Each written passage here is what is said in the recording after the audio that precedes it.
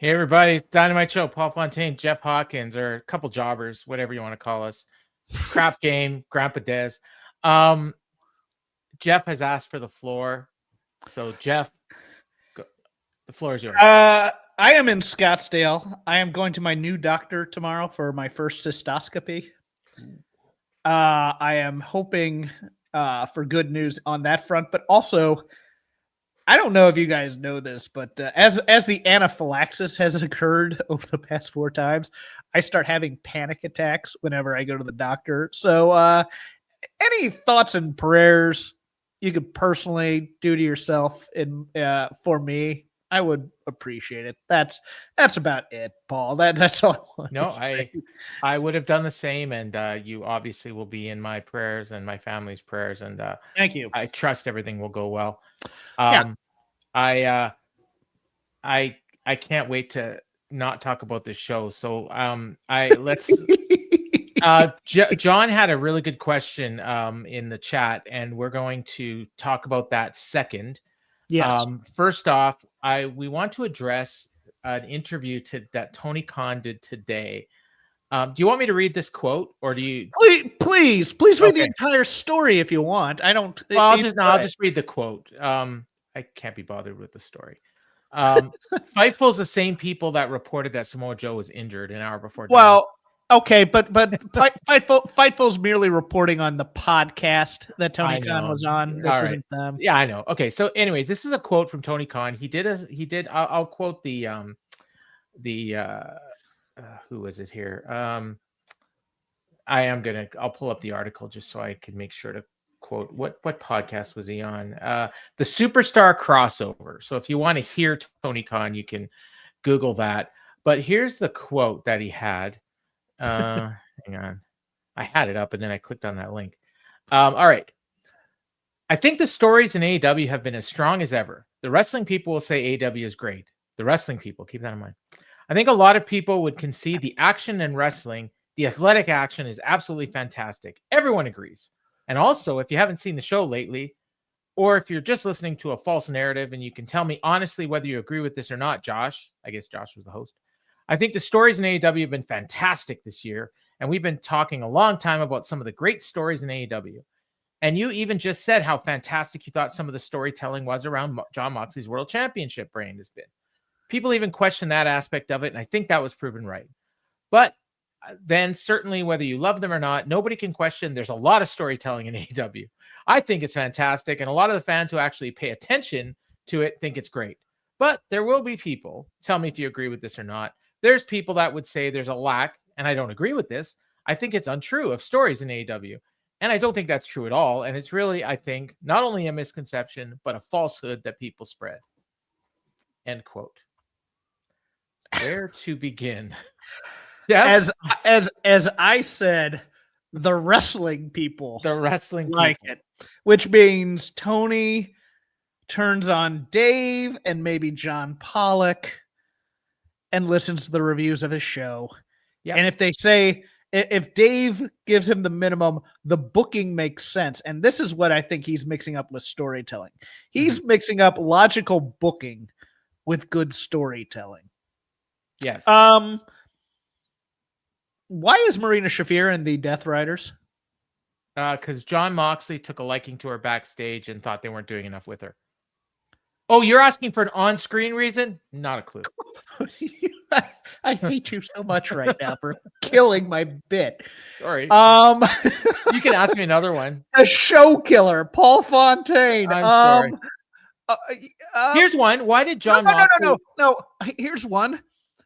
What are the Death Riders trying to accomplish right now in terms of an ethos? Right now? Yes. What is the whole point? I mean, wasn't their point they're trying to change all these terrible acts into being real wrestlers or whatever? So who does he go and grab for his partners? Exactly. A couple jobbers. The guys who are doing the wacky, ironic comedy. Okay. Yeah. And Gabe Kidd, who was too injured to compete in the G1, but apparently he's going to be fine for this lights out steel cage match. Not to mention Ospreay, who is near death's door, but is going to wrestle in a lights out steel cage match. Yes. Here's a question. Okay. Why did Jon Moxley have matches the last 2 weeks with singles members of Jet Speed? Now, I know the real answer, but what's the storyline answer? There isn't one. And let me ask you this. If you thought you had something good in Jet Speed, why are you feeding them to Jon Moxley?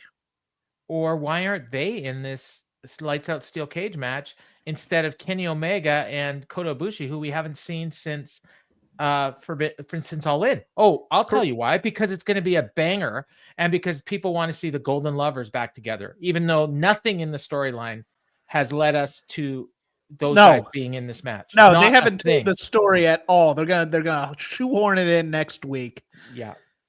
Now, and the Moxley Tanahashi thing. Okay. You're gonna hear long-term storytelling on this one. I'll tell you that right now. Because there is a long-term story. Is there? Oh yeah. Moxley has been wanting a match with Tanahashi for years. So the reaction that he had backstage in that interview was, oh, Tanahashi. He wasn't going to take that match, but when he found out he was going to get his hands on Tanahashi, now he's happy about it. Now that said, I know that. You didn't. I didn't know that. I would imagine most people watching didn't know it. The announcers didn't tell us. That should have been something they hammered home. I agree. Yeah. I would have loved to have known that, possibly. Yes. Well, I mean, and I will say it was meant, this isn't internet stuff. This is stuff that was on Dynamite. Moxley talked about it in promos, but it was so long ago that you've either forgotten or there's people watching now that weren't watching then. And hey, I will give them credit. Their audience is up year over year. Forget about who's watching on Max. It doesn't matter. Their flat out audience right now is up year over year without Max. They've been up the last 2 or 3 weeks and 5 times in the last 2 months. They're actually showing improvement, year over year growth. So something he's doing is working right now. Not maybe for me, but for the general public that's watching, it's working. I think the Moxley storyline, he brings it up in this quote. It definitely was a success. All In did very well. They sold a lot of tickets to that show. They sold a lot of pay-per-views. There's a lot of interest in that match. The follow-up hasn't been great. No. And I think that, and I said this 3 months before it happened, doing 6 shows in a small building in Chicago right after All In was a mistake.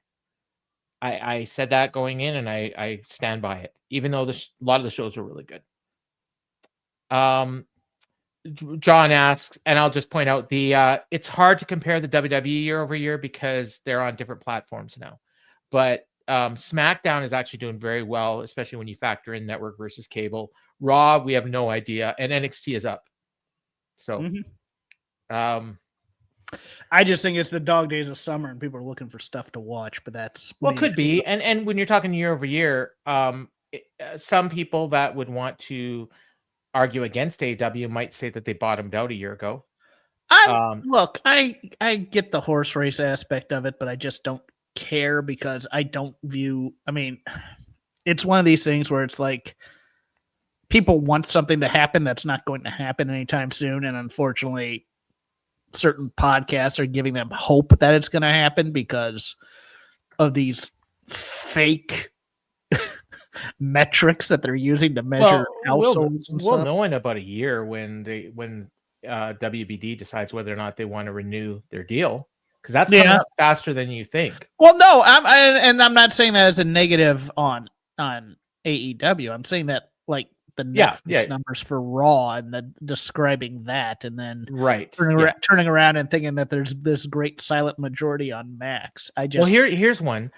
Dave's the way he factors in the Raw viewers is he gives 40% of the worldwide audience he assumes is what's watching in America.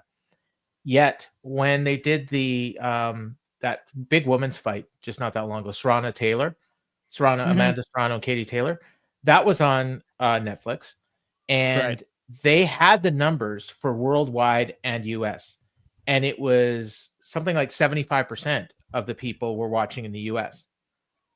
But Dave assumes it's 40% of the Raw audience that's watching in the US. and that he just runs with that. So that's an assumption that he's making, and I assume he's got a reason to make it. But if it's wrong and it's 75% like it was for the boxing match, then all of a sudden these numbers look a lot better. Right. You know, and when they did 3 million last week, that means 2.25 million watched in the US and not 1.2 million. When they're running similar arenas with similar seating setups and getting similar numbers. Doing bigger then numbers, I'll care. Actually. Yeah. Oh, you're talking AEW. You're talking AEW. Well, yeah, I'm talking AEW versus WWE in terms of like I'm waiting for ones to go down and the others to go up. Why? What happened? Ooh. They did not sell very many tickets tonight to Dynamite. There was only 1,393 people there. It sounded like it when they were doing the Edge sing-along. That was kind of pathetic sounding, to be honest with you. Now, they were there in January, and they did about 1,600 in the same building. I am not impressed with the storytelling. I'm just going to say that up front. The match building is okay, but it's mostly two guys come out, they talk to each other, they shove each other. Yeah. We're going to have a match in a week and a half. There's no real oomph to this Okada swerve story. Nothing at all. The Hangman MJF stuff has been good. It's been okay, but but that promo tonight, I did not enjoy that. No, and here's the other thing. Okay, remember what was the main event last week? Do you remember? Was it Claudio versus somebody? No. It was MJF and Mark. Oh, that's right. Yeah. Oh, that's and going in, they told us it had very important stakes. And the week before, we all remembered Hangman telling MJF he had to earn a world title shot. Right. And then somewhere along the way, they said Mark Briscoe's done a lot to earn a world title shot. So the assumption was, well, the winner of this match is going to get a match at Forbidden Door. Mm-hmm. MJF won. He did not get a match at Forbidden Door. He had to cash in his contract to get the match at Forbidden Door. Right. So is it because MJF didn't deserve the win? Is that the explanation? And if that is the explanation, they should have told us. That would have been nice. I was that follow up on the leg being on the ropes was lacking. Hangman should have said that in his promo. He said, You had to beat him. You and I both know you didn't beat that man. He got his foot on the ropes. Whether or not the referee counted 1, 2, 3, you did not beat that man. You did not earn a world title shot. Thus, you're not getting a world title shot. Let's save this because we haven't gone into the show yet. All right. You have your second. Right. You want to get to John's point first. Fernando, you may want to turn off this show. Okay, so John had a question. So we're going to drop the Tony Khan stuff. Right. Okay. Do you think the head-to-head competition is good or bad for professional wrestling fans? Follow up about what wrestling journalist that has to cover both shows like the both of you. Well, I will start by saying I don't have to cover both shows. I don't cover, well, I guess I do cover WWE somewhat because I do a show with Garrett where we talk about important stuff that goes on. Jeff has another show that he does that discusses a lot of WWE, but it's all wrestling. Or it's mostly it's mostly stateside WWE and AEW. And I also watch New Japan, which is purely because I love it. And, you know, occasionally I'll do stuff with Jeremy, but most of the time it's just me that I'm just watching it because I like it. And honestly, if I could only watch one, it might be New Japan. But, you know, and I like different aspects of AEW and WWE, but when you talk about the head-to-head competition, I think, okay, I will say for the All-In weekend, I think if WWE had put one show on and they loaded it up, that would have been good for pro wrestling fans. They would have got two great shows on the same weekend. Everyone's got all the time in the world to watch two shows. When they put three shows on the same weekend, they hurt themselves and they hurt their own fans. I think the AEW fans, I don't think they cost AEW any fans. And I think the individual shows were hurt because not all WWE fans were going to watch all three shows. Now, when you talk about the one that's coming up with Heat Wave and Forbidden Door, I do think that has the potential to be good for wrestling fans because if NXT loads up that show, we're going to have the two great shows. But I don't think they're going to. The one in September is interesting because that one is it's a main roster pay-per-view that's going to be going against All Out. I think that's going to be a big weekend, and I think it's going to be a great time to be a pro wrestling fan. That's my opinion. I watch wrestling kind of as a TV critic now, the modern stuff. For enjoyment, I'll go back and I'll watch stuff from the 80s for the most part. That's my happy place. I love the crowds a lot more. There's a little bit more toughness to it. There's a little bit more heat to it. I enjoy that.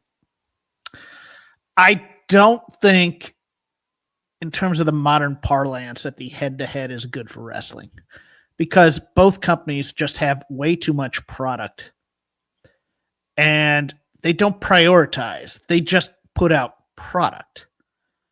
And so what you get as a wrestling fan, especially from my point of view, where look, I have something we call the lazy river because of wrestling criticism, because there's too much wrestling on TV. Mm-hmm. So it's whatever I have the time to get to. It makes me almost, if I was 13, I'd be happy as a pig in slop. I probably would, because I'd be driving my parents crazy by staying indoors all day, all week, watching two wrestling companies with 15 hours of programming every week or whatever it is. Now, it's just like, oh God, I got all day Saturdays written off and all day Sundays written off because I got to watch 3 pay-per-views from the different companies because they can't help themselves. Plus, look, when you get a story like Cody chasing the title, it's fun. Mm-hmm. There's no breakout story in either company right now that's driving anything. No, like we kind of had that with Mox and Hangman. Sort of. Yeah. But then we had to have Hangman as a champ, and I am so far nonplussed with Hangman as a champ, but that's not Hangman's fault. That's the fault of how they've been putting him staging-wise in this MJF feud, which is horrible, to be honest with you. This promo from both guys, and there's a good segue into the show, I guess. Well, the thing is, like, it's weird because I don't think anybody believes MJF's going to win. There's no way Hangman's did that long quest for a title and he's going to lose on his first defense. No. And there's no way Hangman's getting written out of the world title picture. So you talk about it as bad for Hangman. I think it's bad for MJF too. Yes. Because MJF is being put in a feud he can't win. And then he's actually being hot-shotted into a feud he can't win because they were afraid of doing one of those Lance Archer feuds like last time he was champion, building a guy for 2 weeks and putting him in there. But that's actually what they've done here.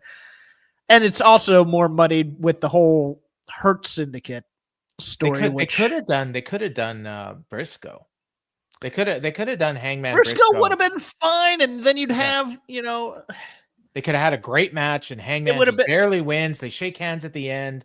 And he said, and then, someday, I'll be back, kind of thing, to where you get that hope spot at the end where he almost wins, something like that.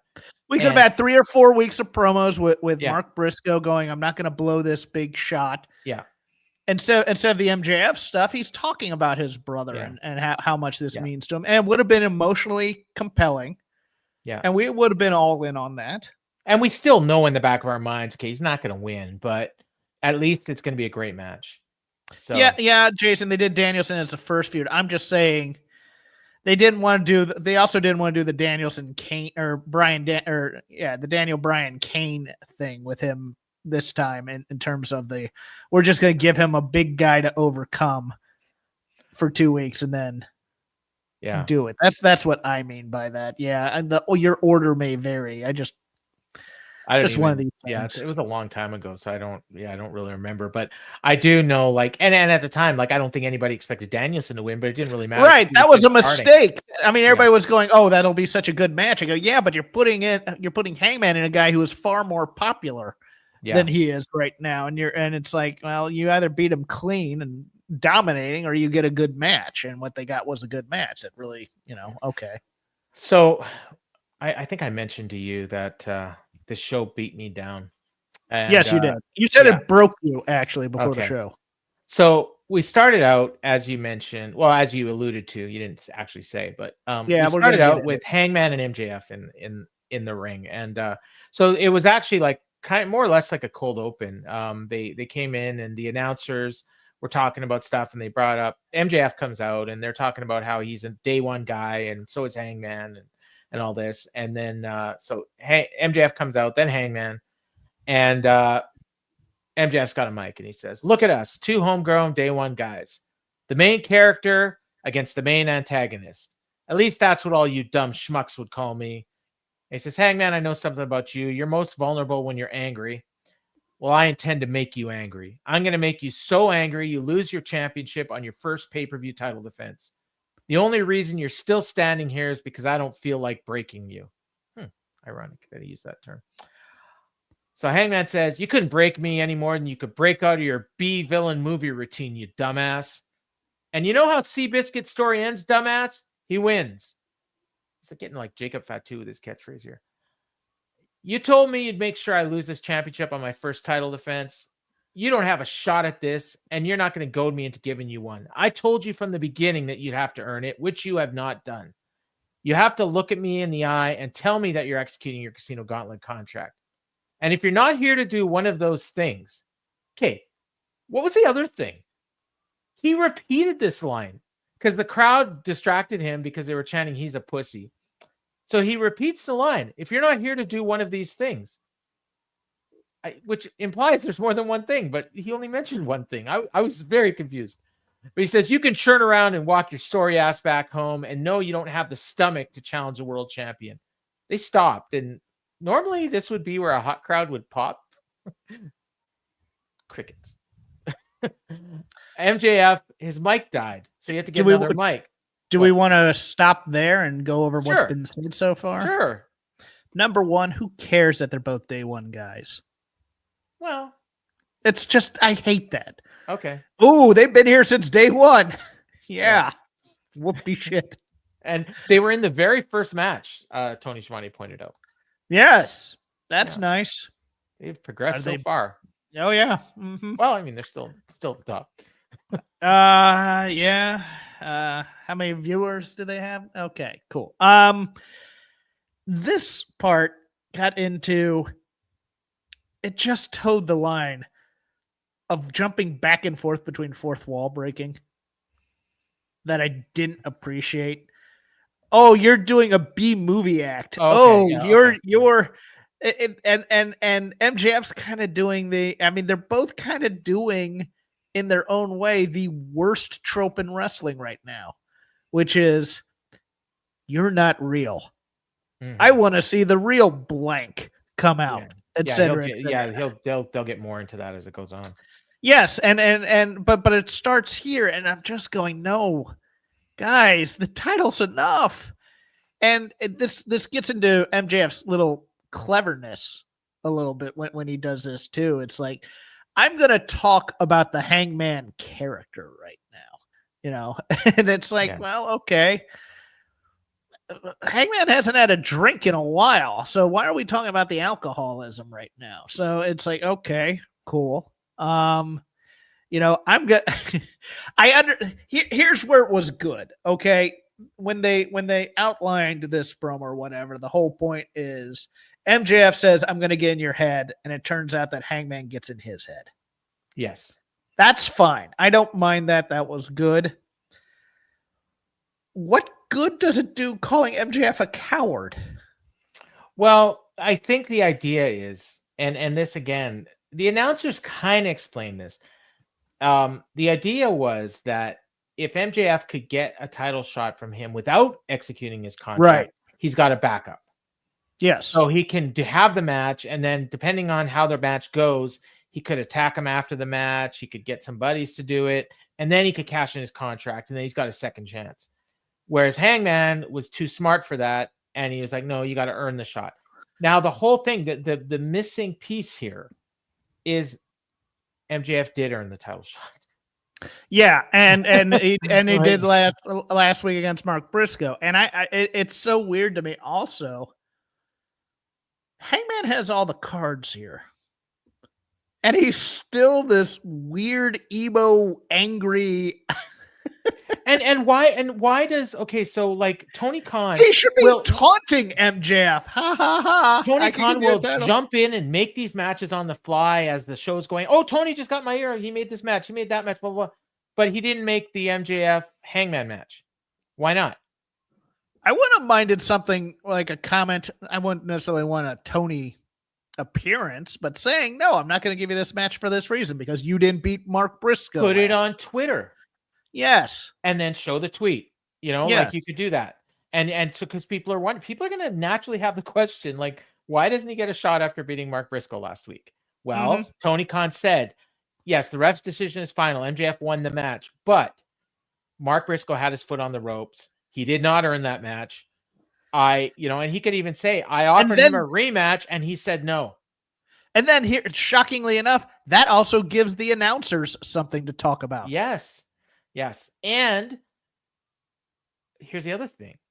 Where's Mark Briscoe in all this? He's been a part of this storyline, and he was nowhere to be found. Did he go home? Is he depressed? Like that he lost? Give us an update, even if it's kayfabe. He was so depressed he didn't want to show up to TV this week. So anyways, so MJF, when the crowd was dead, he grabbed a mic and he did the thing Christian did last week. He said, shut up while I'm talking. And that actually got them to talk. And he said, you say I don't have the stomach. Is that right? You're good and I'm bad? I'm the devil. Is that right, folks? Well, if you ask me, good, bad, it's all perspective. I'm not the problem. You are. Hangman, above all else, the main character, he did nothing wrong. They treat you like you're an infallible god, like you're perfect. Well, screw you and screw your god. When I was a young man, I learned the hard way for getting the shit kicked out of me for being different, that if God was all powerful, he couldn't be all good, and neither are you, cowboy. I'm going to show the world that you're nothing more than a fraud. You're not a god. You're a weak-minded, depressed, alcoholic little boy. And cowboy, I don't have a problem with being called the devil. I'd rather be a devil than being a fake, false, phony idol like you. Unlike you, at least I'm real. And at Forbidden Door, it's not enough for me just to get back what's rightfully mine. I have a point to prove. So what's weird here is MJF is talking like he's already got this match. The viewers watching probably assume he's already got this match because he beat Mark Briscoe last week. So, we're just going on like this match has been made. Oh, maybe I missed the announcement on Twitter or something. I'm going to take each and every one of you and pull the wolf sheep clothing he has and uncast this spell, and live on pay-per-view, I'll take their god, their cowboy, and I'm going to crucify him. And then they get in each other's face and they have a stare down for like 10 seconds. And then this promo made no sense, though. They don't treat him like a god. No. So then you want me to read Hangman's retort, or do you no. I need to dwell on this a little bit because and also, wasn't Adam Cole the devil? Yeah, I guess he was. but I mean, MJF's been saying he's the devil. No, I on the level of the devil and all. Yes, that. I get that. Oh, I'm so evil. Look at me, and he goes back and forth between being a devil and not wanting to be a devil. You're Jesus. And it's just like, no, they don't treat the. And also, I hated the little allusion to again the Oh no. Yeah, his anti-Semitism growing up. What? If MJF didn't sign the contract, it doesn't count. Remember Christian and the pen? Oh no. Yes. Yeah. No, he'll sign it next week. That's what's going to happen, right? The contract signing, probably. Or not, and then you'll beat him, and then he doesn't get the title because he didn't sign the contract. Oh, brother, that's the worst. But again, it's the throwing quarters at the Jewish kid part of it that just it puts it over that line of. I kind of like I was thinking that, but I don't think they quite went there. Like, but then again, he said what was he talking about? I'm different. I was getting my ass kicked for being a little bit different. Yeah, and he's told us why before. So yes, yeah. If we can remember Moxley's promo about Tanahashi, we can remember. I want him to be. It would work so much for MJF to be unrepentantly an asshole. Yeah. Instead of I was created. Yeah. Instead of having the ounce of sympathy or whatever, I just want the title because I'm a dick and I like money. Kind of a thing. Yeah, I just yes, and you're a fraud. I'm gonna expose you, the guy who who was drinking each other's blood with Swerve Strickland or whatever. Yeah, you're the fraud. Okay, yeah. Cool. So Hangman says, Max, I understand the point you're trying to make. I really do. No one knows my faults more than I do. And as much as these people have tried to look past them, I will own up to them. I won't make excuses and run from them like you would. You talk about forbidden doors if you already have a match, Max, but you don't. You don't have a match with me at all. But what you do have is a contract for a shot at this anytime you want it, Max. So anytime you want, but you won't take your shot because you're afraid. You want a backup, an insurance policy, because you know you don't have what it takes to take this away from me. If you ever want to hold this championship again, and if you ever want an ounce of respect from them, then take your shot. You should know as a day one guy that AEW is about going all in. So do it. So prove it to them. Prove it to me. Prove it to yourself that you're more than everything we've known you to be, an insecure, gutless coward. You think I'm a coward? The fans chanted yes. Hangman says, take your shot. So MJF's furious. Listen to me, you son of a bitch. At Forbidden Door, I execute the goddamn contract. And then he stops and he's like, oh, what have I done? And the fans chanted, you fucked up. And the announcers are laughing, saying he just got duped. And Hangman's pleased. And I guess we got a match. Yeah, he didn't do the duping very well, though. I didn't think. I thought it was a little forced. Well, it's not that. It's if he's really duping him, play with your food a little. You know, do the Bugs Bunny thing. Start because it felt like actually that MJF's words were affecting him, and they shouldn't have been. It's like, oh, I own up to my mistakes. Dude, nobody wants to hear that crap. All right. Yeah, and MJF, like, he doesn't like make excuses. Like, here's the thing, like, he's not the one making excuses. It's Hangman's making an excuse because MJF beat Mark Briscoe, and the excuse is, well, you didn't really beat him, so you're not getting a shot. Hangman should just flat out say, look, you're a schemer, you're a manipulator, you try and use people. But the thing is, he didn't even do that here. No, he didn't. But the ref fucked up. No, but I mean, in terms of Hangman trying to egg him on, and then he should give the piece de resistance is to say, but you're also kind of a coward. Yeah, you took a shortcut and took credit for a victory against Mark Briscoe when his foot was on the ropes. There may be some long. You won't sign a contract. There may be some long-term storytelling here because I think that people have gotten under MJF's skin before by calling him a coward. Yes. I feel like that's happened before. Every feud he's been in. Yeah. Okay. CM Punk, they did this. Cody, they did this. They and then always he snaps and same thing. Yes. Yeah. Yes. Yeah. And then he ends up goading him into doing something he doesn't want to do. Correct. I mean, and I get that that's the character, but you gotta make MJF earn the snapping, and I don't think he did. That was my problem with it. So you know what? Mark Briscoe is going to cost MJF the match. He's going to show up at Forbidden Door and cost him the match.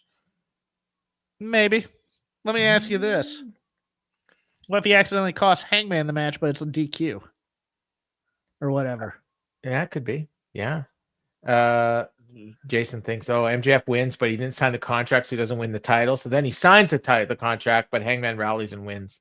Oh man, that could happen. Why would you ever do a dusty finish with a heel? Because Tony doesn't get it. Dude, if that happens, I will be on here with the Tony Can't Cook hour.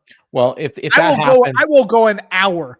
I will go back to Dynamite's with his great storytelling, and I will find stories that he thinks he's told that sucked. Okay, I will do that for you. You won't even have to host this show. Statlander and Willow. There's a story that's awesome. That's on the list. Yeah, I know. What about Wheeler and Stat? Whatever happened with that one? Let's Stokely and Stat. Let's go with that. No, let's not go there. No. So we got highlights of the thing from last week where they made a match for Forbidden Door. We thought Darby and Jon Moxley. Well, spoiler alert, it's not quite happening exactly that way.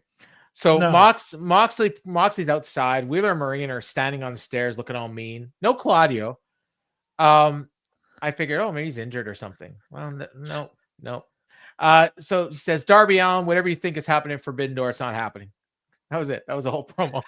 This was the most theater kid shit imaginable from AEW with just the staging of Marina and Wheeler, like yes, looking like sea villains in a Marvel comic or something. Like they've teamed with this other villain who's better, and then the music. Yeah, his music starts, and and they go into the arena. The crowd follows them. I hit my fast forward button about 6 times until he got to the ring. So Jon Moxley and Kevin Knight. So last week he beat Speedball in a really good match, and Speedball got a lot of nice hope spots. This week, not quite the same.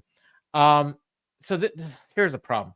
They were in Cincinnati tonight, right? Jon Moxley's hometown. Kevin Knight is a babyface. Well, the fans, it's not like they didn't like Kevin Knight because they weren't really booing him. They just didn't really care about Kevin Knight. In fact, at one point, there was a "Let's go Moxley, Yuta sucks" chant. Yes. And I'm like, okay, if I'm Kevin Knight, I was like, why am I here? It's like Moxley has been doing local media this entire week in Cincinnati. But they weren't cheering him either. Not really, were they? Like, because the fans were quote unquote playing a part. Right. So they're like, but I mean, some obviously we did get the Let's Go Moxley, but all the chants tonight, I should point out, like almost all of them. There might have been a few that were an exception, but for the most part, they sounded like 50 people, 75. Like out of 1,500 people, that's a better percentage than normal. Than it normally would be if it was 50 or 75 people. But they weren't really catching on. So they fought outside the ring for most of the first part of the match. They come back in, and I was shocked because Jon Moxley, they come back from break. Jon Moxley has Kevin Knight in a headlock. And normally in a Jon Moxley match, and especially in Cincinnati, like the crowd would be on fire coming back from the break. They were dead. Absolutely dead. They did pick up. Kevin Knight actually did some stuff that got the crowd into it. There was one spot where Moxley went for his Death Rider DDT, and Kevin Knight reversed it and did a roll up. And Moxley kicked out at the very last second, and people bought that. Like that was a good one. And then the fans kind of got into it after that. Then Marina and Speedball were having a stare down outside the ring. Then Kevin Knight hit Moxley with a DDT. He went up to the top, went for a splash. Mox got his knees up, put on a sleeper.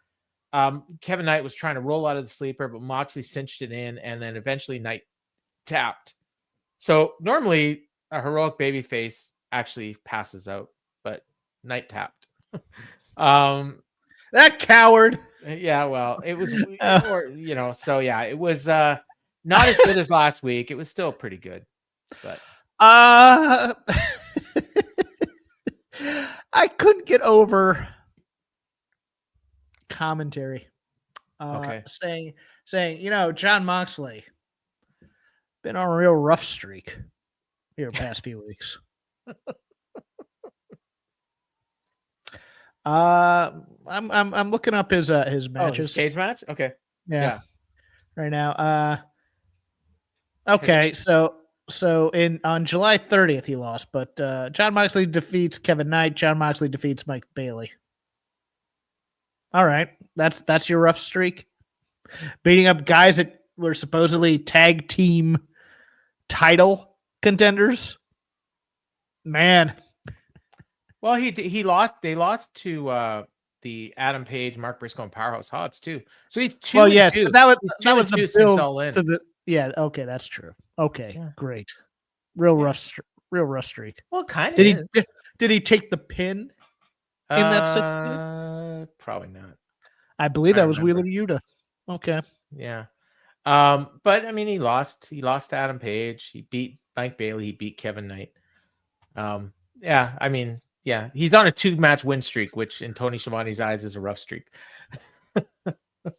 Yeah. Kevin Knight and Speedball Baby. Have you met Commander and AR Fox and Private Party?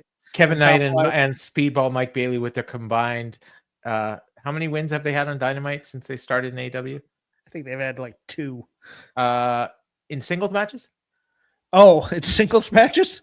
I think Kevin Knight has a win. I don't think Speedball has ever had a win in a singles match. He hasn't, because we looked it up last week. I'm pretty sure Kevin Knight hasn't either.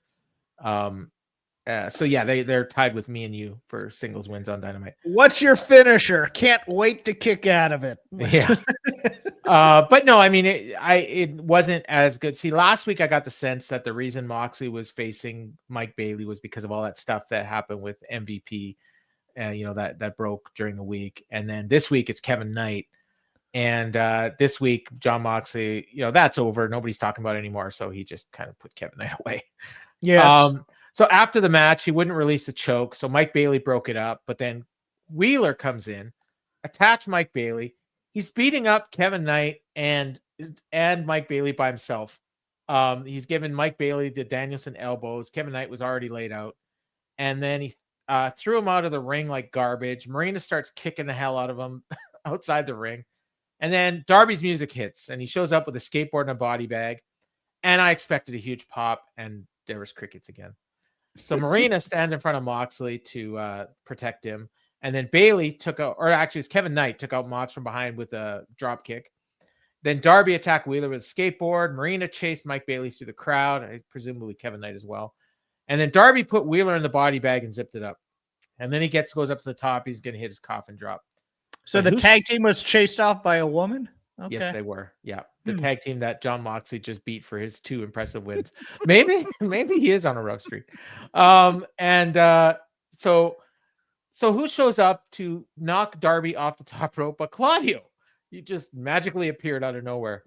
And he starts nailing him with uppercuts, stomped him in the corner. And then he goes to the bag, and he can't get this fucking thing bag open. Finally gets it open. Wheeler escapes. Then Claudio suplexes Darby into the bag, and then again he can't zip it back up. Finally gets it zipped up. Kicked the skateboard out of the ring. Puts Darby on his shoulders and did an airplane spin to him. Dropped him in the center of the ring. And then Wheeler grabs a chair, opens the bag, and they're about to Pillmanize his neck. But now somebody else makes a save, and it's Will Ospreay. Will frickin' Ospreay, who was at death's door when we last heard of him, that might make Forbidden Door 5 minutes. I'm going to be going away for a while, but yeah. I hope to be okay. Yeah, and here he is. So either he's full of shit or he has no business being here. And I honestly, at this point, I have no idea which. I will say he didn't look his best. He looked like he wasn't moving as well as he normally does. I hope he's going to be okay for this match. Hopefully he's just selling. But he showed up. He pulled Claudio out of the ring, beat his ass, took out Wheeler as well. And then a stagehand rushed like crazy to get him a mic. And he says, "Hello, John. You and your boys tried to snap my neck. So in return, I'm going to snap yours, you little prick. You don't want to take Darby up for his match at Forbidden Door? Well, I got a better idea. You get your friends. I'll get my friends. Meet me in London. Lights out. Steel cage, bruv." And that was that. Excalibur wonders if Moxley's going to accept the challenge. And that was it. I was kind of rushed, but in all fairness, we're going to be told they're waiting to see if Will Ospreay would be cleared, and that's why they have to wait to announce this match. That's what we're going to be told. And they probably don't have the room for blood and guts, so it's all going to be all 10 in one ring. Yeah. It's lights out, steel cage. I miss Darby cutting promos. I'll say that. I don't necessarily. Remember those videos he used to do? The videos are okay. They're okay. I like those, but there's a certain authenticity to Darby promos when he's about to go into a big fight. I kind of they were both works. Yes. That I can't wait for that narrative. That Will's neck injury was a work. I think Will's is real. Oh, I know it's real, and I think he's putting off surgery. The same doctors that cleared him to wrestle all those matches the last 6 months with probably a broken neck are now clearing him for this lights out steel cage match. Hey, everybody. Hey, Dr. Nick. Yeah. AEW's crack medical staff. They cleared Edge. They cleared Shibata. It's Jackie from Cannonball Run. Yeah. Where'd you get him? Yeah. Paige. Here, put a Z-Pack on Danielson. Yeah. Okay. Yeah. So we'll get more. We'll get more on this. Yeah, we'll get more on this steel cage match. So then they did a video package on Cope and Stokely. Just by the way, my mom walking in and out hit all the beats of the MJF Hangman promo. Oh, really? Walk in, like when he goes, there was something where she says, "You're not good." Oh, but or whatever. She said it right before, so she's just like then she just looks at me and goes, "We could write better stuff than this." My wife walked in at only once, and it was at the beginning of the show, and she asked me if I was watching an old show from the pandemic era. Let me get the other mom notes. She cringed at watching Kevin Knight jump up real high and land on Moxley because she was afraid Moxley would hurt his back. Oh, that was the that there's a name. Not the UFO spin, but the other, okay. but the one that he does from the mat. Oh yeah. Okay, yeah. She cringed at that, and then she laughed uproariously at that first spear attempt by Stoke. Oh yeah, that was funny. That she goes, good. That's just so ridiculous. Actually, that match is where I think that's right when I sent you that message where I asked you if I had my favorite match of the night. What are you talking about? We'll get to it. So yeah, they did the video package, and I thought it was leading to the match, but the match was still to come. Then we got Mercedes, Tekla, Sky Blue against Alex Windsor, Willow Nightingale, and Queen Aminata. Why? Why not? That's why. Everyone got a separate entrance, and then they gave an entrance to Toni Storm, who was sitting in the crowd way up high, and then Athena got her own entrance as well, and she was sitting up in the crowd somewhere else way up high, but apparently not that far away from each other. They went through a break. The crowd was more into this than the last match. When they came back from the break, they were actually pretty hot. This match was a lot better than the women's match from last week, but it was kind of like everyone just kind of hitting spots, and they weren't really messing anything up, but there was no real flow to it either. And there was a lot of sharpshooters. Yes. Yeah. And the weird thing is they did all these sharpshooters, and then the finish was a sharpshooter, and Sky Blue tapped immediately after everyone else in the match had been getting out of these sharpshooters, no problem. So that was weird.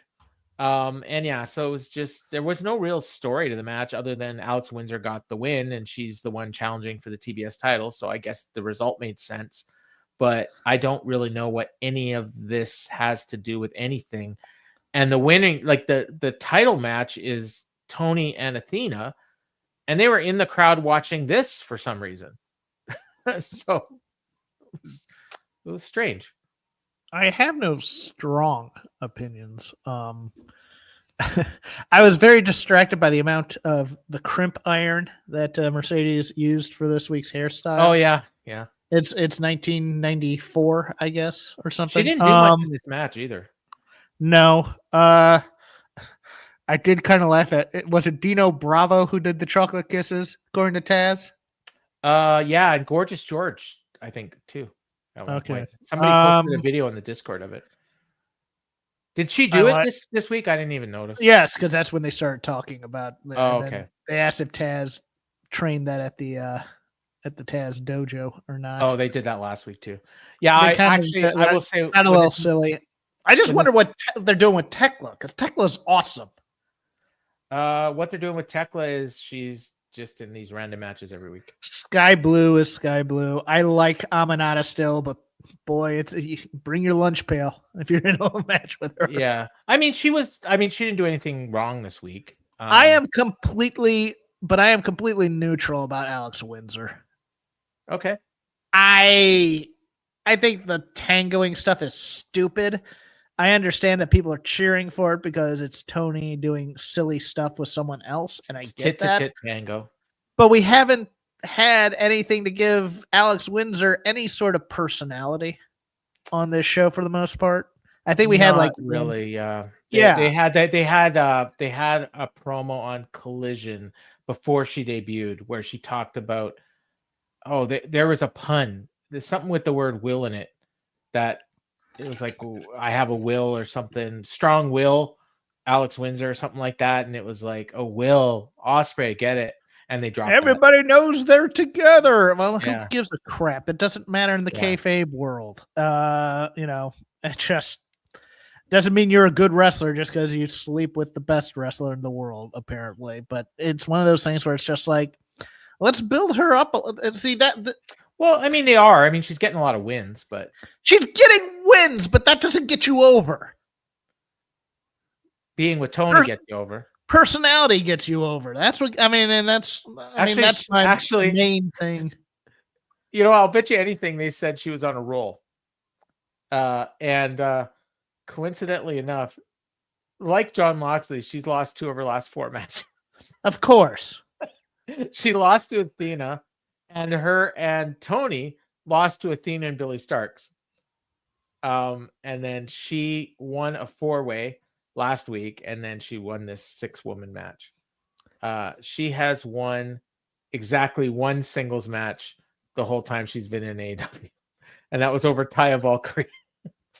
The story they're telling is that she's Tony's friend. Okay, that's a fine story. And you know what? That's a better story than she's Will's wife.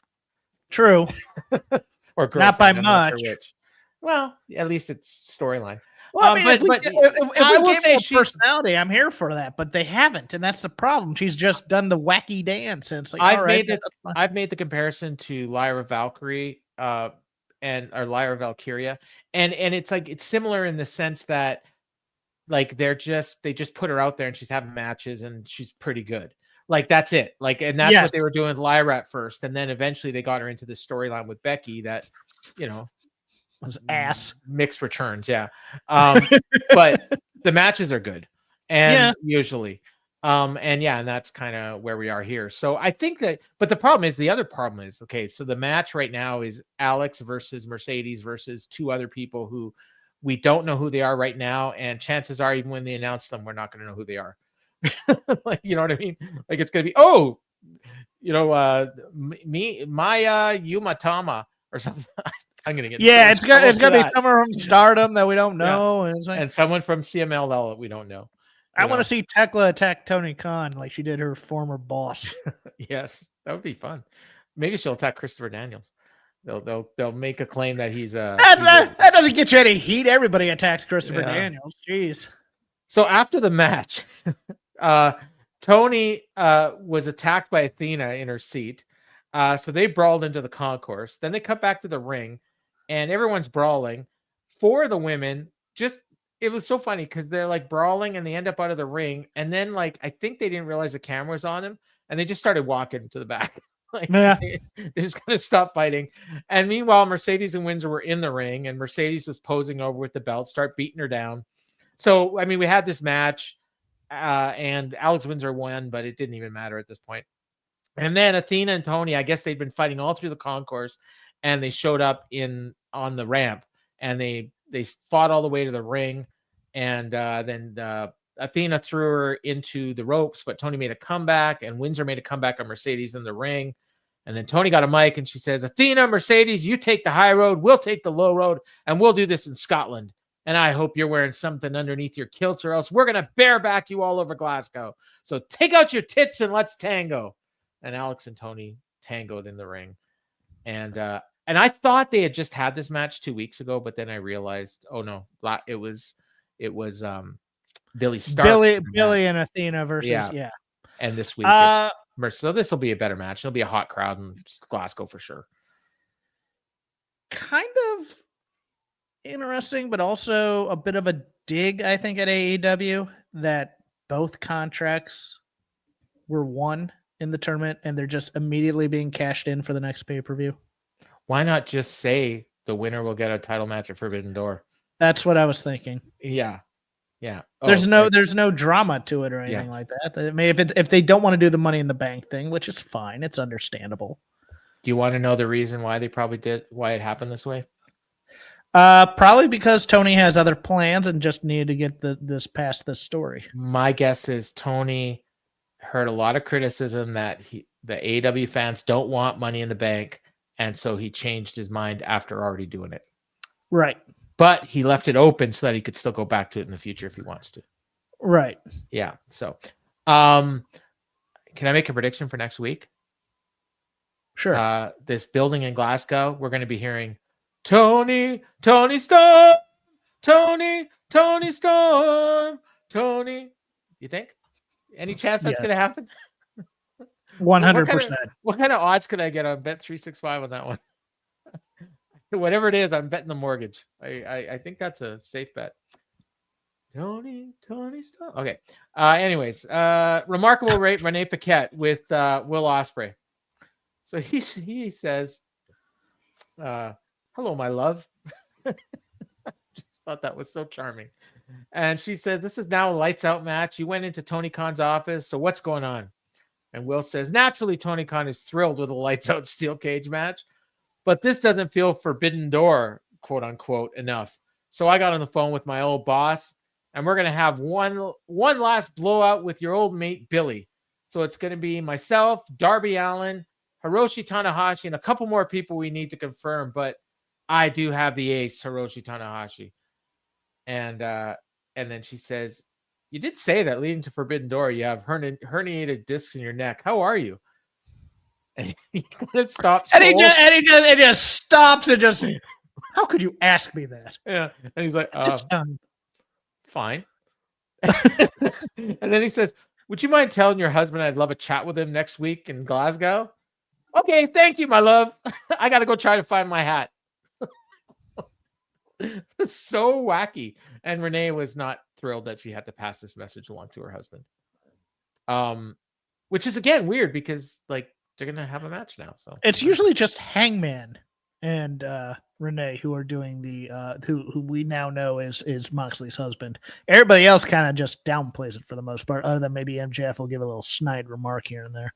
I think he's made the odd comment, but and Hangman now, like, they're just kind of like they're okay with each other now. Like whenever she has to interview him, there isn't that tension that there always used to be.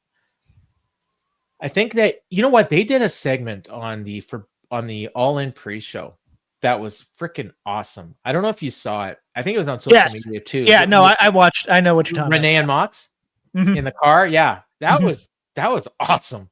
Like, oh my god, it was like the remember that old show that they used to have on WWE where they were driving Ride Along. Ride Along. Yeah, that's what this was. It was AEW Ride Along. Maybe Will. No. This was a acting thing. This was a dramatic. Yeah. It was supposed to be everything's light and funny until Renee brings up the injury, and then he's supposed to stop. Yeah, and I think the idea is he is hurt. He probably shouldn't be doing this match, but he's doing it anyways. I got news for you. You look at this roster, it's like Omega and his problems. Kota Ibushi ain't exactly 100%. It's just a bunch of broke ass. Well, that whole team. I mean, Darby hasn't wrestled in a year. I mean, I'm sure he's healthy. Who's the fifth that I'm forgetting here? It was Darby. Will Tanahashi. Oh, Tanahashi. Broken down old Tanahashi who's wrestled. These guys should all come down in body casts and wheelchairs, looking like the old gangsters from Casino when they're put on trial. And the other team, spoiler alert, like they'd announce it later, but the other team, okay, Jon Moxley, okay, Claudio, all right, okay, Gabe Kidd, who just had to pull out of the G1 and forfeit all his matches because he was injured. And this will be presumably his first match back. And that was less than a month ago. And then the Young Bucks, who are jobbers. That's your big lights out steel cage match. Maybe we could have the Matt Jackson backstory line again. Yeah. Nick and Jeremy or whatever. Max and Jeremy. Slick Nick and the Human Highlight or whatever the hell they call them. All right. Lord. Yeah, we'll get to that. Okay, Jeff's favorite match. Copeland versus Stokely. 6 stars. Don't care. I gave it -1. So and I don't give negative ratings. So the crowd was singing Cope's song, but it was really pathetic. there was I think you brought it up. There was like maybe 100 people singing. Oh God! I mean, you listen to the. I mean, and here's the problem: it lives in the same world as the Randy Orton sing along. Yep. And I mean, they're from the same era too, right? Yeah. Even the Cody one. That's the funny thing to me about this counter programming thing is everybody's going, oh man, John Cena and Brock Lesnar, a main event from 2011. All right. Christian and Adam Copeland versus a team from straight out of 1989. Well, and not only that, but a team from like WWE 10 years ago, right? Yes, and also a team that a certain facet of AEW fans have turned on for some reason. Curry had brought that up earlier. FTR versus Christian against Cena versus Lesnar. Presumably. I mean, that match is gonna probably happen against All Out. I know there are rumors that it was going to be in Paris, but I'm starting to think now it's going to be at that pay-per-view, which it's going to be at that pay-per-view. No, it's not going to be at Paris. Paris is going to be Logan Paul and John Cena. Oh, okay. Yeah, I haven't seen this week's Raw yet, so. Okay, so no, it's definitely not happening. But I also don't think. I think just because he's on the marketing, you can't headline this pay-per-view with Cope. Oh no, he won't be. It'll be like that'll be a featured match, but it won't be. Are you sure? Yeah, I'm pretty sure. Okay. I mean, it may be for the tag team titles though. So, oh god, they may do a TLC match. Mm-hmm. Oh, man. Oh god. All right. And then you could put Edge or then you put Cope and Christian on that babyface team in that lights out cage match for the second part, as they're going to be both broken old men too. It'll be fantastic. Okay, let's talk about this match. Stokely tried to do some offense at first, and nothing was working. So Cope's just standing there. So then beer, and then acted like he had a stinger, and then then everybody was going. He bounced off Copley attempting a spear. The fans chanted, "Holy shit!" One more time as well. Yeah. Stokely gets up, offered a fist bump. So Cope gives him a fist bump and then punch him in the face. Stokely rolls out of the ring. The fans start chanting, "Fight forever." So Copeland grabs a mic and he asks, this part. Yeah, this is the part where they lost me. Oh, yeah. See, I kind of turned this out a bit. He asked some fan what he thought of Stoke, and he says, he's short, he's bald, and he's got no hose. And then conveniently, there's a dude next to him with a sign that said, Stokely, short, bald, and no hose. Fans are chanting no hose. And then Cope asked if there's any hose in the house. And no, there's a few people that cheered, but hardly anybody. And then Cope said, "Oh, I guess there's a few." And then he finds a woman and he says, "Ma'am, does Stokely have any chance in hell of getting with you?" And then she says, "Is this a serious question?" "No." And everyone laughs. "Absolutely not," she says. Taz he just called her a hoe. He kind of did, yeah. Think about that. So Taz was offended at all the short jokes, and then Cope speared him. I wrote down Stoke speared him, but that was not correct. Copeland spears him. Then FTR comes out, and Cope's inviting him to the ring, but they won't get in the ring. So then he gave him another spear. I wrote down Stoke gave him another spear again. There were two Stokely spears that he tried to give. Yes, but these were Copeland spears on Stokely. So after the second spear, Stokely is like he's got the chalk outline in the ring, like he's dead. And Taz says, for those of you that don't know, Stokely is their manager. And so then he says, and then finally, Copeland grabs the mic again, and he says, "You guys just gonna leave?" And then he says to the crowd, "Should I just pin him?" And then the fans are like, "No, no, no." And he says, "They don't care at all about you, kid." So he picks him up, tries to give him a pile driver. Dax comes to the apron, but he doesn't get in the ring. And Copeland spears him. So Copeland made first contact. Even though the thing was FTR had to make first contact in order for the stiff to be broken. But Copeland is the one that made first contact. And then Copeland went to spear one of FTR, but Stokely threw powder in his eyes, and the ref called for the DQ. And that was that. So, yeah. And then there was more to come. But yes, FTR was banned because of the restraining orders, as you might recall. Okay, so maybe it's because he came too close to the ring. Maybe there. Well, no. I'm talking to Jason on this one. Okay. I think the entire thing was it was supposed to be a little bit better timed in that he's going to be rushing to the ring, and then he hits him with that spear right as he gets there. But your point is well taken. Also, they've pulled a WWE with Stokely, and they've dropped the Hathaway. He is now just Stokely. That actually happened a while ago. Yeah, I remember that. Yeah, because I was actually just reading. I think it was like 8 weeks ago when they first, like shortly after they hooked him up with FTR. I thought they were gonna just call him Big Stoke, but they decided not to. Well, I think it's like Cope, where it's like sometimes he's Stoke, sometimes he's Stokely, but he's never Stokely Hathaway.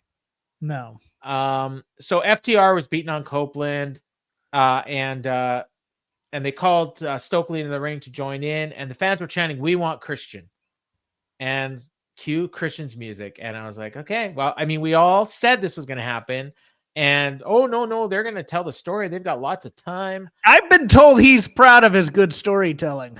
Yeah, well, we just had last week where Edge called him an asshole.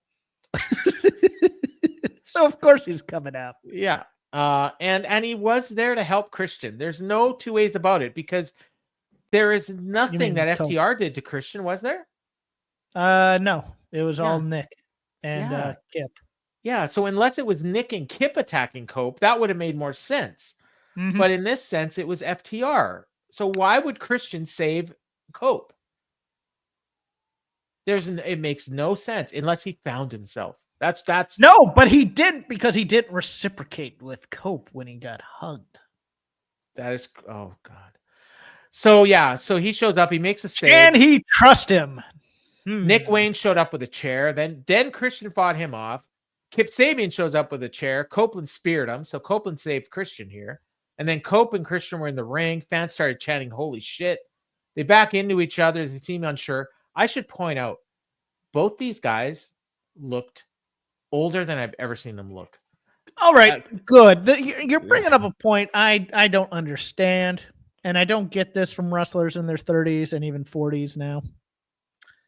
The gray hair does nothing for you guys. Talking to you, CM Punk. Talking to you, Roderick Strong. Talking to you, Edge. Talking to you, Christian. Yeah. Stop. And Copeland used to die, and now for some reason he's not. And he looks like my grandpa, even though he's a year younger than me. Shave off the beards, man. Yeah. I don't color my hair, and you can see I got a little bit of white. If I grew out my hair for 4 days, I'd have gray and whatnot. Yeah, but Copeland looked like Santa Claus. Mm-hmm. And Edge. I mean, Christian. It was weird. It might have been the lighting, but I don't think he. Tommaso Ciampa. Look how good he looks after he shaved that off. Yeah, exactly. Yeah. So, anyways, fans are chanting, "Hug it out." Christian lowered Spike and he handed it over to Cope. I should point out, when he came out to make the save, he had Spike. I don't know if I mentioned that. Spike, of course, being the barbed wire, or the board covered with nails. Then he handed it over to Cope. Christian went to leave. Cope grabs him and hugs him. And the fans chanted, "A-Dub, A-Dub, A-Dub." And then Christian left, and Cope's music played, and he waited, and then he just left. And that was the end of the segment. Well, remember, Christian kind of looked at him and kind of slunk out, and Cope was a little bit confused. He didn't really reciprocate the hug. Correct. Yeah. God, if they have Christian turn on him again, who could possibly give a shit? I'm sorry. It was a ruse. I kind of want them to retire after this match, but I know that we have a program to continue doing, but I don't know. Excalibur pitched a commercial, and I was about to hit fast forward, and then I realized, oh, wait a minute, this might actually be a segment. And it was. And I think some people, especially if you weren't watching live, might not even have seen this. It was this weird thing with this like opera kind of music playing. And it was like, at first I was like, it looked like Batman or Dark Knight or something. And then like, I had no idea what the hell was going on. And then all of a sudden you saw the hook single. And then I think part of the lyrics was "coming back" or something. It was the New York City skyline. Okay. And it sounded like it was like a Sinatra knockoff. It was Sinatra-ish. Yeah. It definitely was. And then the hook H comes up, and I couldn't figure out what the H stood for the longest time. Oh, Well, no, they used to do the hook bat signal. No, I remember that, but Oh, okay. It's one of these things where it's like it's so I don't give a crap about it that I forgot. Well, the funny thing is when it was I got the sense it was either a debut or a return that was coming. I kind of knew that. Hold on, right from the start. But this is again storytelling. He returned and he had a problem with the trios champs who are in your main event. Yes. And I am supposed to be excited for him coming back. You know what? They could have aired that video right after the main event. Yes. Yeah. And then you're like, oh, okay, maybe it's got something to do with the because I think this is a swerve. Who could possibly care? Well, I know that, and that's what I'm thinking too. It's like, oh, he was a babyface before. They're showing the hook signal, and our hero's coming back, and he's going to come back, and he's going to cost the Ops the trios titles. Watch. I think Jason says Edge's retirement match in 2027 could be Christian and Copeland again. I feel like the retirement match is going to be a TLC match or with a different name, and it's going to be Edge and Christian, Young Bucks, and FTR. Edge and Christian could join the Dudleys and TNA at Bound for Glory. They can do a tables, ladders, and wheelchairs match. That was a great line from Transferring Heat. Hey, we got a $2 super sticker, whatever that hell is. Thank you, Andreves Gaming. He's a regular here. I like him. He is, yeah. There's something about that. I think it might be like advertising or something, but that's cool. I gave him some advertising. I'll take the $2. Yeah, sure. It'll buy me a coffee. Get paid. Yeah, exactly. Yeah, I get enough of those. I might get a latte. So Hook's coming back.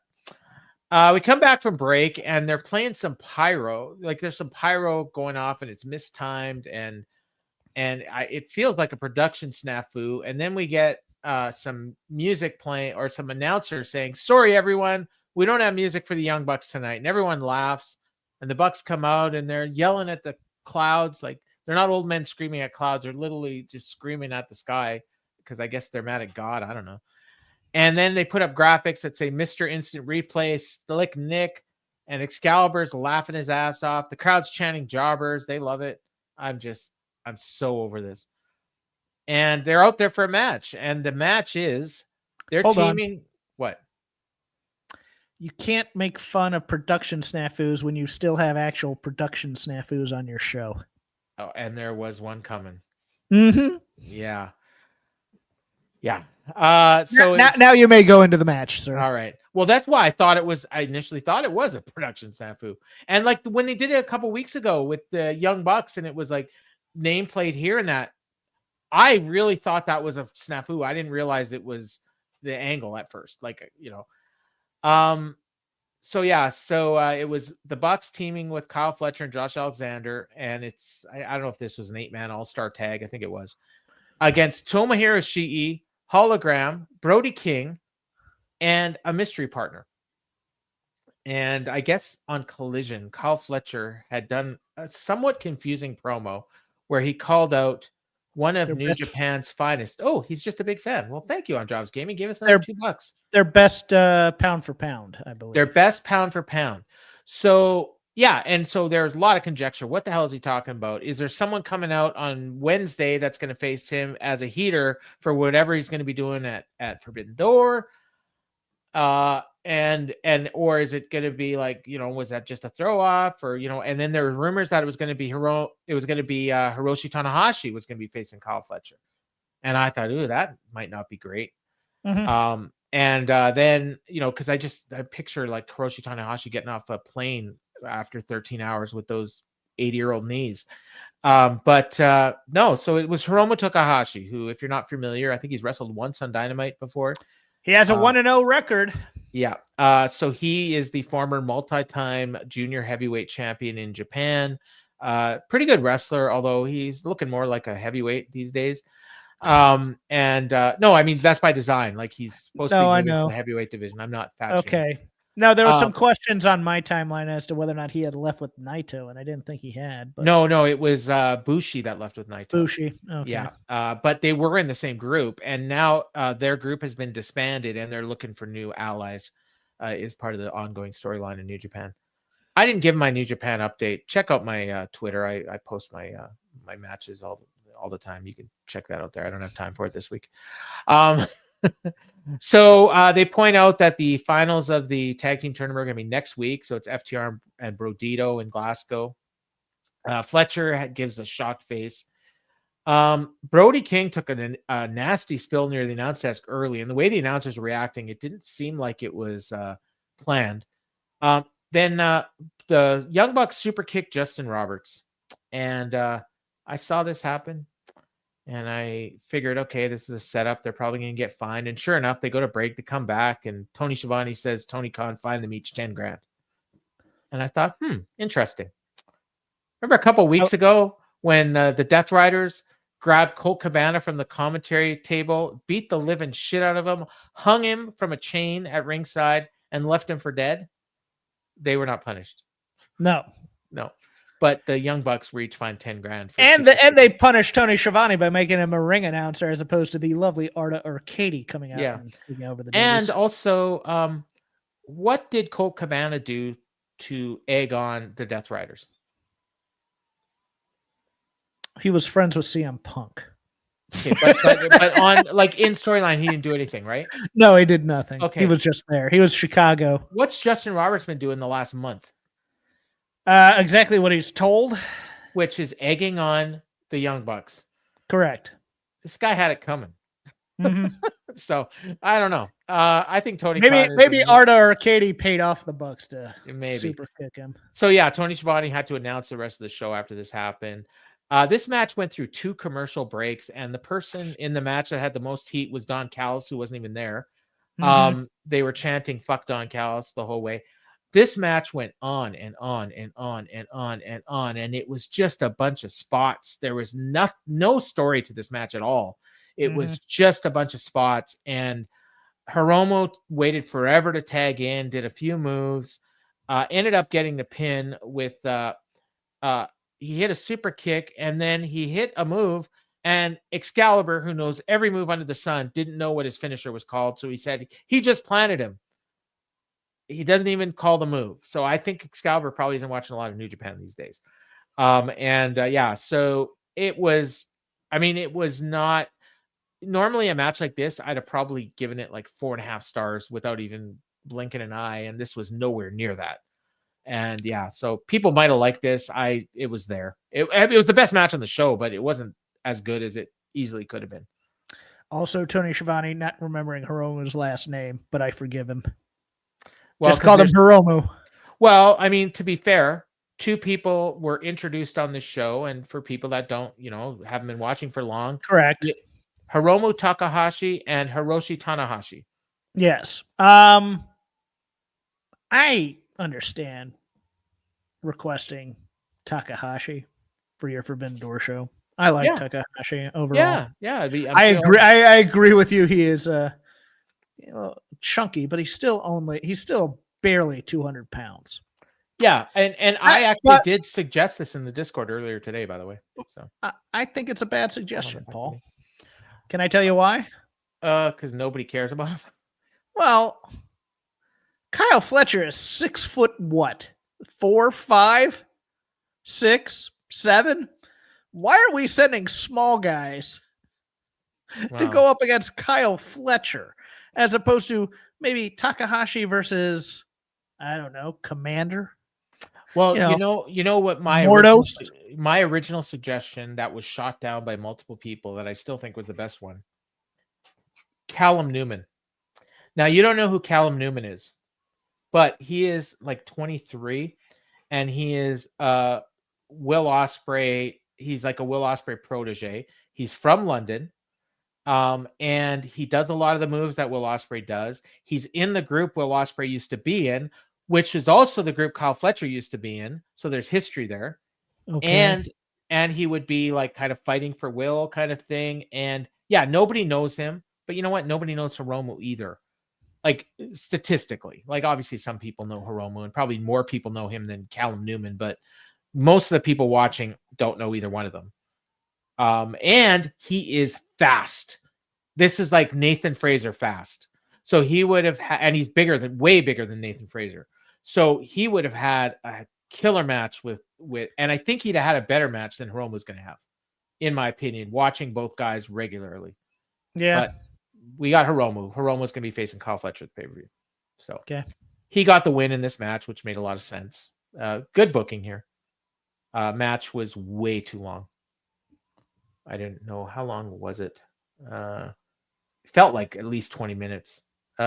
16. Wow. Went through 2 breaks, but okay. Anything else to add, or should I keep going? No, it was cromulent. I should point out when Justin Roberts did his ring intro, he said, joining these guys. He didn't even announce the Bucks. He just said these guys. Everyone got a kick out of that line. Everyone laughed. That's why he got super kicked. So they go to break. They come back. Tony Schiavone says that Tony Khan just made Hiromu versus Kyle Fletcher for Forbidden Door. Okay, great. Let's go to Remarkable Renee Paquette. So she's out on the ramp and she's talking. And we can't hear a damn thing she's saying. And then she smiled. And then I think she figured out that nobody could hear what she was saying. So they cut back to the announcers and they're laughing. And they're going on and on about bangers. And then finally they pitched back to her. And so she's back. And she calls out Swerve. And he says, we're tough people. We get hurt all the time, but I'm not going to let something like that stop me from getting to the international title in London. That's the only thing focused on my mind and on Nana's. Fans are chanting Who's House. Truth be told, I don't think they want me to slow down because they want me to become unified champion as well. How I spoke there was about as much emotion as Swerve had. He is not feeling this feud one little bit. Is that just me? Like, he does not seem into this. No. Okay. Who should come up with Okada? Wasn't introduced at all. Hasn't been around in a while, and he just shows up. No callus, and he's got a nice suit on. He glares at the crowd. He says, Swerve, with that knee, you got no chance. So you might as well give up now. Fans are chanting. Or they're not chanting, actually. He says, whose house? And the fans all, Swerve's house. And then Okada looks at them. He's like, okay. Bitch. Swerve shoved him. 8 million security guards are out to break it up immediately. Keep this in mind for later. And the fans chanted, let them fight. And I wrote down that was a waste of time. Pretty much, yeah. This is almost, I don't want to say Swerve has the boo-boo face on. Yeah. But we're doing injury notes during the promos. Yeah, he's making excuses already. He's making excuses. Yeah, it's Tito Ortiz. Yeah. Didn't even think about that, but yeah. Yeah, this is. There's no heat to this as well. They're just going to have a match. And, and everyone thinks it's going to be great. And when it's over, everyone's going to complain that Okada half-assed it. I thought Okada. By the way, I thought Okada's fit was more pajamas Okada than nice. I had to take a close look because it looked like one of those camouflage hunting suits at first. I was like, no, those okay. No. This would have been. He would have been the man of the hour at the Regal Beagle. Him and Larry just dancing on the shag carpet. He grabbed it from Don Knotts' closet. Excalibur pitched a break, but instead of the break, and again they got me. I fast forwarded, and then there's Moxley, and I'm like, oh crap, I got to rewind. So Moxley and the Death Riders are walking, and they get stopped by some blonde with a microphone. I don't know who it was. This was Alicia Toot. Okay, they never tell us, and I don't know. So they got to start telling us. Alicia was having a good day. Somebody needs to say Alicia or something, you know? Anyways, she tells him that Hiroshi Tanahashi is joining Will Ospreay and Darby Allin. And then Moxley interrupts. He's like, Tanahashi? They got Tanahashi. Hiroshi Tanahashi? Oh, shit. And he smiles. Thank you very much. and then he looks over, and there's some guys working out in a room. I didn't know who these were. I thought one was the Great O'Khan for some reason, but I had no idea who these were. I thought at first I was the Gates of Agony. I was like, they were like pretty muscular. These These dudes were, and Marina goes in and gets rid of them, and they walk in. What did Marina say? Because I thought it was in Japanese, but I wasn't. Sure. She just screamed in Russian, and they left because they were Russian. Scared. Thank you. Okay, that's what it was. Or it might have been like what Moldavian Croatian or whatever. Or Moldavian. Moldavian. There you go. So and doesn't matter what she said, she scared the shit out of them. And so Moxley goes in the ring after the guys left, and then we see the Bucks there. And they're just sitting there. And then Moxley shut the door behind him. And then we see that the camera pans out and it says extras room, and the announcers laughed, and all of a sudden now we're back to comedy again for this. And this was the throwback to when the Bucks did the same thing to the Death Riders, going to their locker room in that same kind of thing. Okay. I guess. Yeah. So Moxley recruited the Bucks. So our main event. Back from break. Back from break. Tony Schiavone's in the ring, and he's got two big announcements. Announcement number 1. It's been made official. Adam Copeland and Christian Cage against Nick Wayne and Kip Sabian at Forbidden Door. Yay. Nick Wayne gets to... Oh, no. Kip Sabian will be taking... Kip Sabian is laying down on that one, kids. Yeah. And as mentioned earlier tonight, and they put up a graphic super quick, and I had to pause it to get all the faces and names. Jon Moxley, Gabe Kidd, Claudio Castagnoli and the Young Bucks against Darby Allin, Kenny Omega, Hiroshi Tanahashi, Kota Ibushi, and Will Ospreay in a lights-out steel cage match. So they're not just having a match. Tanahashi, Kota Ibushi, Kenny Omega, Darby Allin. This is going to be... I mean... God bless everybody that buys it. I'm sure you're going to enjoy it. I'm sure I'm going to hear about how great it is. There is not a chance in hell I'm buying this pay-per-view. Between them, they may have one good body. On the babyface side, yeah. Like Darby's Will, Kenny's legs. It's like some sort of broke ass Voltron. Hiroshi's mind, Kota's body, and Will's speed. There you go. And they all work together, and they're going to be a fun team. Captain Planet. Yeah, I'm sure. Like the bidding starts at 5.25 stars for this match. It'll be Hiroshi Tanahashi's last 5-star match. It starts at 5.25. You're correct. Yeah, and Hiroshi. I will say Hiroshi Tanahashi has been great in the G1. But it's not because he's doing matches like this. It's because he's doing heavy psychology matches where he doesn't actually have to do much.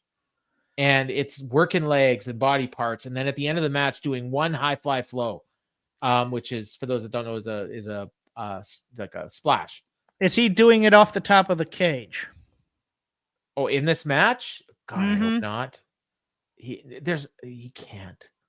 I mean, probably yes, but God, I hope not. Like I don't know, man. And like, so here's the thing. Okay, we have not seen Kenny Omega or Kota Ibushi since Forbidden Door or since All In. Why? Were they injured? Don Callis last week says Kenny Omega was dead. I think those were the exact words he says. You finished him. You killed him. He's gone. Kenny's coming out as a zombie, obviously. This is a new gimmick. Are we going to get the 3 or 4 weeks of Kenny selling that he's dead and then slowly getting better every week? Brains. Kota was fine at actually, he wasn't even in All In. He was seconding Tony. We haven't seen Kota since he wrestled Kazuchika Okada for the international title on Dynamite, I think, a couple weeks before All In. Darby hasn't wrestled in a year. And then Will is, last we heard, two herniated discs in his neck and near death. I should point out when they made this announcement, there's a little girl at ringside that was very happy about this match going to be happening. Did you catch that? She was like jumping up and down. She was so happy. And when I say little, like she was like 4. Yeah, it was cute. Okay. So we're gonna get that match, and like I said, I'm sure there's a lot of people that are thrilled about it, and I'm worried. That's all I can say. Main event of the show: the Ops and LFI, which is Samoa Joe, Katsuyori Shibata, and Will Hobbs, who, like, for reasons unknown, this was not a trios title match, even though, I mean, they've had lesser teams challenge for the belts, and LFI's seems like a pretty credible team. I feel like they've had some wins, and no, this was not a title match. They went through a break. They went to a break at the top of the hour, and it was at that point I noticed, okay, they have a collision that they said was happening tomorrow night. But then I wasn't sure, okay, are they just taping it tomorrow and it's airing on Saturday? Like, I don't really know. I do know that they told us there's a collision tomorrow night because they're trying to sell tickets, but they didn't tell us when the show was airing, and nothing's been announced for it, or at least if there has been, they haven't mentioned it on this show. So anyways, they come back from break and they did make some announcements. So, and it is on Saturday, not tomorrow, even though it is tomorrow. They're taping it tomorrow. They're airing it on Saturday. So 4-way match, everyone's favorite, for $100,000. Julia Hart, Chris Statlander, Anna Jay, and Penelope Ford. Why? Why? Because they weren't in the match. F you, that's why. On Dynamite, yeah. So Chris Statlander is going to win $100,000. That's nice for her. And then another 4-way. This was called a technical spectacle, and it is for a shot at the New Japan World Heavyweight title held by Zack Sabre Jr. Right. Here's the 4 participants for this match: Lee Moriarty, Daniel Garcia, Hechicero, who had a bunch of classic matches over the last year or so with Nigel in Mexico. You mean with Zack Sabre Jr.? With Zack Sabre Jr., sorry, yeah. In Mexico, in London, I believe they had one. In California, I think they had one. And so he's in this match. And Nigel McGuinness, who, as near as I can tell, has not won a match since he came back. I believe he lost to Lee Moriarty in his last singles match, who is also in this match. And Daniel Garcia, I think, did they beat FTR or did FTR beat them? I think FTR beat them. Yes. Okay. And so he's got a shot. The very least qualified person to get the shot at Zack Sabre Jr., like not even close, is Nigel. And he's 100% winning this match. No, it's Lee Moriarty. Always. No chance. Hey, he gave us $10. Thank you. Lee Moriarty is the least qualified. Thank you, Andres Gaming. I think we're like I want to say $7 away from having to do another free show. So yeah. Well, not free. Well, gotten paid for it. Here's the weird thing. I thought this match was going to happen in Glasgow to get Nigel the cheap pop, but I thought for certain this was going to be Hechicero versus Zack Sabre Jr. just to get that on AEW television somehow. So did I at first. And then, okay, number one, I was told it's a no-brainer. It has to be Nigel because they're in London, which makes a lot of sense. But then the other thing is Hechicero is actually working a match in CMLL the night of Forbidden Door. So see, I could have seen letting Hechicero win and then doing an angle with McGuinness and Daniel Garcia for a match. They did announce this match on Collision, Jason. You're correct. Although they said it was next week in Cincinnati, and I don't think they really made it clear that it was going to be on Collision because I thought it was actually going to be on Dynamite. So did I. Yeah. But the actual, like the match, so I think it's going to be Nigel. I just like that's. And it might be his swan song, possibly. Well, possibly. I mean, who knows? So anyways, back to this match. I wrote down. I'm just gonna read down what I wrote. Oh no! And then next week's Dynamite, FTR and Brodito in the tournament final. Athena Mercedes against Tony and Alex. All right. So I wrote down match is fine, pretty good actually. I stopped caring about the show a long time ago. Joe is fine, not even pretending he was injured. Joe grabs Listico in a Kikina clutch and chokes him out. Hobbs and Shibata stop people from interfering. This was basically a squash. Andrade, $10 free show. Enjoy. Here's what you need to do. Is it on Andreves or Andraves? Andreves, you need to pick a Dynamite for us to review. You need to pick a Dynamite for us to review. Yeah, and let us know. Yeah, post it in here or send me a Twitter message. Send him a DM on Twitter at Paul Ace Fontaine, or you can post it in here. So that match was fine. If you're LFI, what the hell do you think you're doing in AEW right now? Waiting till your contract runs out so you can go back to AAA. That's what I'm thinking too, and then maybe Rush and Mortos can get some shine on WWE television because those are the two guys. Remember how Mortos was going to get a big push because he was dating Mercedes? Mm-hmm. Yeah. So this was nothing. I have no idea why it wasn't a title match when all is said and done. Like, other than the fact that they clearly didn't deserve one. Right. So after the match, I wrote down angle alert because the ops are posing. Mm-hmm. That's what I thought too. Yeah. They focused. LFI was upset. Then the guys in the ring, they all climb into the corners holding up their belts. The announcers are talking. They're promoting Forbidden Door. They're letting this thing go on, and we've already in an overrun of 8 minutes, man. Yep. Rush is pacing, and he's pointing at the guys in the ring. Excalibur's going on. Collision is Saturday, but it's also tomorrow. I don't think he said that, but it is Saturday, but it's also tomorrow. Dynamite is next week in Glasgow. The ops start hugging. They're posing again with their belts. They put the credits on the screen. Joe is slapping hands with fans. Okay, here's the angle. No, hold on. I don't want Rush in WWE, but they're not doing anything with him in AEW. Yeah. No. Maria, and she may be talking to me. No. Don't get me wrong. WWE been doing nothing with him either. Correct. The thing is, I think that they want to go there because they think that there'll be bigger stars there, and they're not doing anything here because the grass is always greener. We didn't ask where we want them. Jeff asked me what they think they're doing.